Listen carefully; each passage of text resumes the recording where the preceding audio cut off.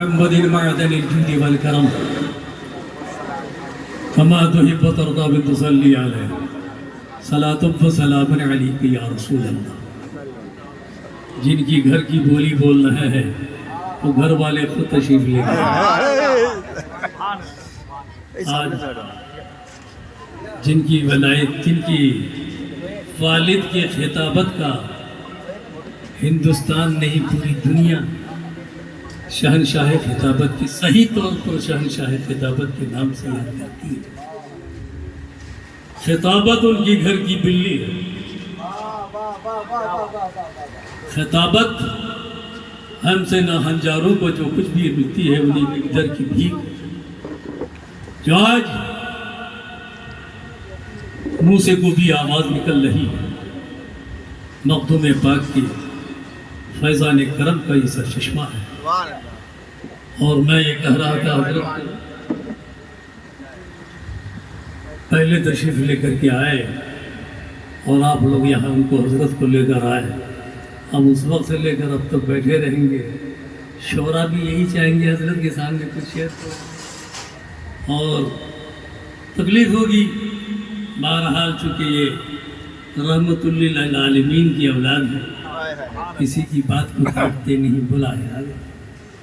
بہرحال تھوڑی دیر کے لیے آپ کے بیچ حاضر ہوں اور گفتگو کر کے روانہ ہوں گا۔ درود شریف پڑھیے، اللہم صلی علی سیدنا مولانا محمد معدن الجود والکرم کما تحب وترضى بتصلی علیہ صلاۃ وسلام علیک یا رسول اللہ۔ عرض کر رہا تھا کہ اسلام کی تاریخ کی ابتدا محرم سے اور اختتام ذی الحجہ سے۔ قربانی یہاں حسین کی ہے اور وہاں قربانی اسماعیل کی ہے۔ یہاں نبی کی اولاد کی قربانی، وہاں حضرت ابراہیم کی اولاد کی قربانی۔ یہ اور بات ہے کہ کہیں قربانی قبول کر لیا اور کہیں قربانی قبول کر کے لوٹا دیا۔ حضرت ابراہیم نے قربانی پیش کیا، رب کی بارگاہ میں دعا کیا، رب قدیر تیرا بندہ اپنے فرزند ارجمند کو پیش کرنے کے لیے حاضر ہوا ہے، قبول کیا جائے۔ چاقو چلا یا چلا نہیں، پھر دعا کیے، چاقو تیز کیا۔ ہر اعتبار سے رب نے محسوس کر لیا کہ سچے دل سے اپنے بیٹے کو قربان کرنا چاہا، تو رب نے ان کے بیٹے کو اپنا قبول کر کے ان کی جگہ پر دمبا کو پیش کر دیا۔ گویا حضرت اسماعیل ذبح نہیں کی گئے مگر رب کی طرف سے آواز آ گئی، اسماعیل ذبیح اللہ۔ اسماعیل رب کے مشیت میں ذبیح اللہ ہے۔ جیسے حضرت ابراہیم، حضرت امام حسین اللہ کے ذبیح ہے، ویسے ہی اسماعیل بھی ذبیح ہے۔ پتہ چلا مسلمانوں کو یہ بتانا چاہتے ہیں کہ اسلام کی چمک اور اسلام میں دمک جو پیدا ہوتی ہے یہ قربانی سے ہوتی ہے۔ تو حضرت عمر فاروق نے بتا دیا کہ بستر میں صرف بیٹھے رہو گے اسلام میں چمک پیدا نہیں ہوگی۔ جہاں تمہیں اسلام کی آبیاری کی ضرورت ہے، جہاں قربان ہونے کی ضرورت ہے، وہاں صرف مصلی پر بیٹھے رہنے سے اسلام آگے نہیں بڑھے گا۔ جہاں مصلی پہ تمہیں نماز پڑھنی ہے وہی تمہیں قربانی کی ضرورت پڑے گی، تو اپنی اولادوں کو وہاں پیش کرنا پڑے گا۔ درود شریف پڑھیے، اللہم صلی علی سیدنا مولانا محمد معدن الجود والکرم کما تحب وترضى بتصلی علیہ صلاۃ وسلام علیک یا رسول اللہ۔ تو حضرت امام حسین رضی اللہ تعالیٰ عنہ کے بارے میں بچپن ہی سے شہرت تھی۔ حضرت ام الفضل رسول پاک صلی اللہ علیہ وسلم کی چچی، حضرت عباس کی بیوی، حضرت امام حسین بچپن کی زندگی میں گود میں تھے اور ان کو لے کر کے نبی پاک کی گود میں دے دیا، اور حضرت رسول پاک نے گود میں لیا، بچے کو پیار چمکار کرتے ہوئے رونا شروع، آنکھ سے آنسو جاری ہو گئے، رو رہے ہیں۔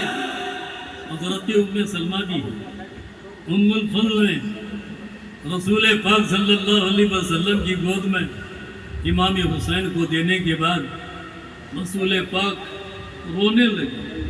ام الفضل نے کہا توجہ دیجیے، تھوڑی ہی دیر کے لیے آیا، رونے لگے۔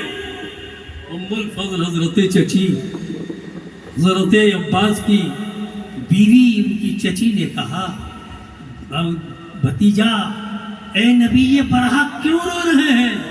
تو کہا ابھی حضرت جبریل میرے پاس آئے اور یہ کہا جس بچے سے آپ پیار کر رہے ہیں یہ بچہ شہید ہو جائے گا اور دشمن ان کو کربلا کے میدان میں شہید ہو کر دیں گے، اور وہاں کی مٹی لا کر کے جبریل نے میرے ہاتھ میں دیا اور رسول پاک نے اس مٹی کو حضرت ام سلمہ کو دیا، کہا ام سلمہ اس مٹی کو رکھو اور جب یہ مٹی خون آلود ہو جائے تو سمجھنا حسین کا حضور شہید ہو چکے ہیں۔ میں عرض کرنا چاہتا ہوں مصطفیٰ کو معلوم تھا حسین شہید ہوں گے، فاطمہ کو بھی معلوم تھا حسین شہید ہوں گے، ام الفضل کو بھی معلوم تھا حسین شہید ہوں گے، حضرت مولا علی کو معلوم تھا حسین شہید ہوں گے، اور خاندان کے لوگوں کو معلوم تھا حسین شہید ہوں گے۔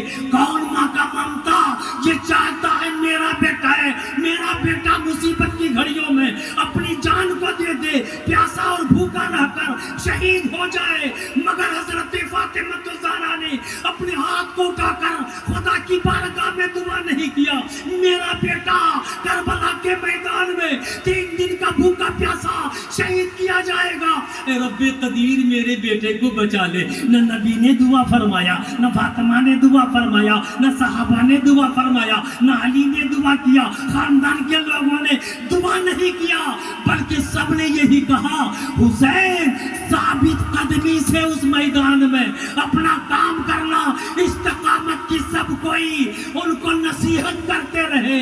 پتہ چل گیا حسین کے لیے کسی نے دعا نہیں کیا ہے، دل کی بےتابی پہ ہم پہ زبان کیا کھولوں، یہ سوال آپ کے بھی ذہن پہ گمراہ ہوگا۔ تو میرے پیارے سب کو معلوم تھا حسین شہید ہوں گے، دعا کیوں نہیں کیا؟ نبی نے دعا نہیں کیا، فاطمہ نے دعا نہیں کیا، علی نے دعا کیا نہیں کیا، بچپن ہی سے شہرت ہو گئی حسین شہید ہوں گے، حسین شہید کیے جائیں گے، مگر کسی نے دعا کی نہیں کیا۔ سنو میرے پیارے، عرض کرنا چاہتا ہوں اسلام کا قانون ایک ہوتا ہے، اسلام کا دستور ایک ہوتا ہے، اسلام کا قانون ایک ہوتا ہے۔ جیسے قانون بنا دیا اس قانون کے خلاف اگر غیر ہوتا ہے تو بیٹا بھی اگر زد میں آتا ہے بیٹا کو بھی پیش کرے گا، بھائی آتا ہے اس کو پیش کرنا ہوگا، خاندان کے لوگ ہیں اس کو پیش کرنا ہوگا۔ یہ دنیاوی حکومت ہے جو غیروں کا معاملہ ہے قانون بنایا کرتا ہے، جہاں اپنوں کا معاملہ ہوتا ہے مستثنا قرار دیا جاتا ہے۔ لیکن نبی پاک نے فرما دیا اسلام کا قانون ہے جہاں اپنوں کا حکم دیا جاتا ہے، جہاں غیروں کا حکم دیا جاتا ہے وہیں اپنوں کا بھی حکم دیا جاتا ہے۔ تو ہم نے قانون بتا دیا ہے، اے صحابہ اسلام کو بچانا ہے تو گردن دینا ہوگا، بچپن کو لٹانا ہوگا، وہ اپنے اولاد کو قربان کرنا ہوگا، اپنے بچوں کو خاندان کو لٹانا ہوگا۔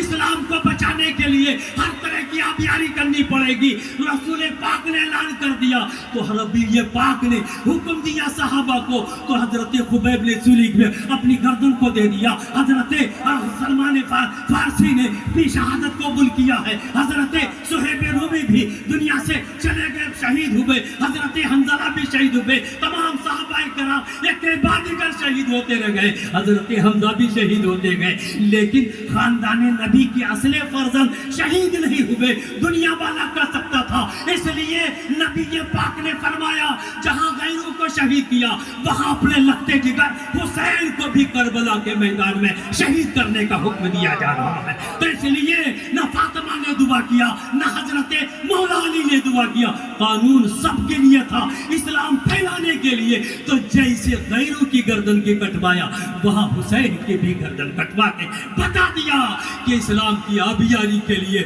نہ اپنوں کو دیکھا جائے گا نہ غیروں کو دیکھا جائے گا۔ قتل حسین اصل میں مرگ یزید ہے، اسلام زندہ ہوتا ہے ہر کربلا کے بعد۔ اس لیے پیارے اللہ کے پیارے رسول صلی اللہ علیہ وسلم ارشاد فرماتے ہیں الحسن منی وانا من الحسین. زور سے بولو سبحان اللہ، محبت سے بولو سبحان اللہ، اور آپ کے بولو الحسین منی. جملے پر دھیان. وانا من الحسین، حسین مجھ سے ہے اور میں حسین سے. توجہ کیجیے، انگلی آ رہی ہے یا ڈائریکٹ توجہ نہیں ہو گئی ہے؟ میری طرف توجہ دیجیے، بیداری کی ضرورت ہے. حضرت آ گئے اس لیے میں زیادہ دیر گفتگو نہیں کروں گا. اسی در کا میں غلام. وہ کوئی اور ہو سکتا ہے جو سینہ تان کی بولے گا، بھیک مانگتے ہوئے بولیں گے. آج اسی در کا بھکاری ہے. یہ حضور سرکار کلا نے ایک چھیٹا عطا کیا ہے جو آج اسی شکل و شباہت میں نظر آ رہا ہوں. میں اس لائق نہیں ہوں. الحسین منی وانا من الحسین. یہ تو بات سمجھ میں آتی ہے. حسین مجھ سے ہے. حسین فاطمہ کا بیٹا، نبی کا بیٹا. حسین نبی کا بیٹا، فاطمہ کا بیٹا. بیٹا کا بیٹا بیٹا ہوتا ہے. تو جب فاطمہ کا بیٹا حسین ہے اور فاطمہ نبی سے ہے تو یقیناً الحسین منی، حسین مجھ سے ہے. لیکن یہ سمجھ میں نہیں آتی انا من الحسین. زور سے بولو. میں حسین سے ہوں، نبی حسین سے کیسے؟ حسین تو نبی سے ہے. لیکن مصطفیٰ فرماتے ہیں میں حسین سے. حسین مجھ سے سمجھ میں آتی ہے، لیکن مصطفیٰ فرماتے ہیں حسین مجھ سے ہے اور میں حسین سے ہوں. تو مصطفیٰ نانا کیسے نواسا سے پیدا ہو سکتا؟ نواسا نانا سے پیدا ہو سکتا ہے. لیکن مصطفیٰ خود ہی فرما رہے ہیں کہ حسین سے میں ہوں. ذہن کھول کے سن لو. آج نبی نے قانون بنا دیا، دستور بنا دیا، ضابطہ بنا دیا. اے دنیا والوں، اس ضابطے پر چلنے کے لیے تم اگر چاہتے ہو مجھ سے جتنا ہو سکے تم اسلام کو میری ذات سے سمجھو. اگر اسلام کو تم سمجھ نہیں پاؤ گے تو حسین کی ذات سے سمجھو کہ کربلا کے میدان میں حسین گردن لٹا کر دنیا والے کو بتا دیا کہ نبی کی شان کیا ہے. اس لیے نبی کی شان حسین کی ذات سے ہے کہ حسین سے میں ہوں. یعنی حسین کی ترقی سے میری اسلام کی ترقی پیدا ہو جائے گی. اس لیے کہا حسین حسین سے حسین نبی سے ہے اور نبی حسین سے ہے. یعنی نبی کے مسلک کی ترویج اور نبی کے احکام کی ترویج و اشاعت حسین کی ذات سے اشاعت ہوگی. اس لیے کربلا کے میدان میں حسین نے بتا دیا میرے نانا جان کا دستور، میرا نانا جان کا قانون، میرا نانا جان کا دستور یہی ہے کہ اسلام کے سامنے آج کہیں بھی باطل کے سامنے سر جھکا نہیں سکتا ہے.